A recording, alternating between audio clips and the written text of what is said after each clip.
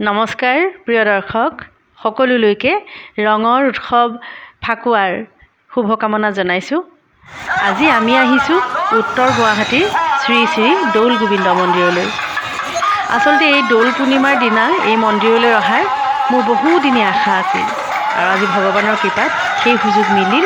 সেয়েহে আজি আমি আহিছোঁ এই দৌল গোবিন্দ মন্দিৰলৈ। ইয়াত চাৰিওফালে মানুহ আৰু মানুহ, চাৰিওফালে ভক্তিপ্ৰাণ ৰাইজ, আইসকলৰ নাম হৈ ভিতৰত আৰু নাগাৰা নামো চলি আছে। গতিকে এটা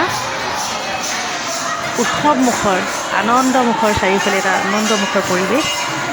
আৰু আপোনালোকেও মহাপ্ৰভু শ্ৰী শ্ৰী গোবিন্দ মহাপ্ৰভু এই পবিত্ৰ স্থানত কিদৰে দৌল উৎসৱ পালন কৰা হৈ আছে এই ভিডিঅ'টোৰ মাধ্যমেদি চাওকচোন এবাৰ।